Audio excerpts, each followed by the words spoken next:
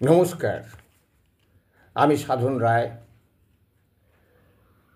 সাহিত্যের পূর্ণভূমিতে কবিরা আসেন শব্দ, ছন্দ, অলঙ্কারকে সাথে নিয়ে আবেগ, অনুভূতি, উপলব্ধি প্রকাশ করতে লেখনীর মাধ্যমে, যার ফলে কবিতার জন্ম হয়।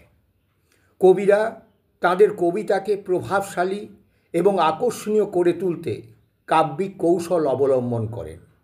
তা সত্ত্বেও আজ ডিজিটাল যুগে স্মার্টফোন, ট্যাবলেট, ল্যাপটপের আবহাওয়ায় ধীরে ধীরে হারিয়ে যায় বইয়ের পাতাগুলো, বই পড়ার অভ্যেসগুলো। তার উপর কবিতা ভীতি পাঠকের সংখ্যাও কম নয়। এই সব প্রতিকূলতার মধ্যে দাঁড়িয়ে কবি চেষ্টা করেছেন মানুষের মনের অন্তরালে জীবন সংগ্রামে চলার পথে আনন্দ, বেদনা, প্রশ্ন, জানার অভিলাষা, অনুভূতি পুঞ্জীভূত হয়ে আছে দীর্ঘকাল ধরে। তার বহিঃপ্রকাশের প্রয়াস এই কাব্যগ্রন্থ। হয়নি যে কথা।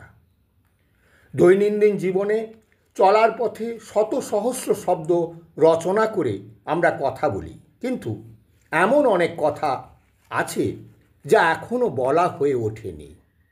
সেই সব কথামালার মঞ্জরি নিয়ে কবির এই কাব্যগ্রন্থ হয়নি যে কথা। কখনো সুখ, ভালো, সময় শব্দগুলিকে অস্ত্রোপচার করে, কখনো অনলাইনের যুগে অফলাইন মায়ের আবেদন, কখনো তিলোত্তমার জন্যে পথে নামা, কখনো অবসরকে রামধনুর রঙে রাঙিয়ে তোলা, কখনো অপু ওরফে সৌমিত্র চ্যাটার্জির জীবনপঞ্জি ছন্দের তুলিতে আঁকার চেষ্টা করা।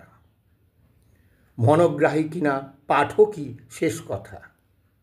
কবিতাগুলো আবৃত্তিযোগ্য ও শ্রুতিমধুর, সহজ সরল ভাষায় সাধারণের বোধগম্য করার অক্লান্ত প্রয়াস।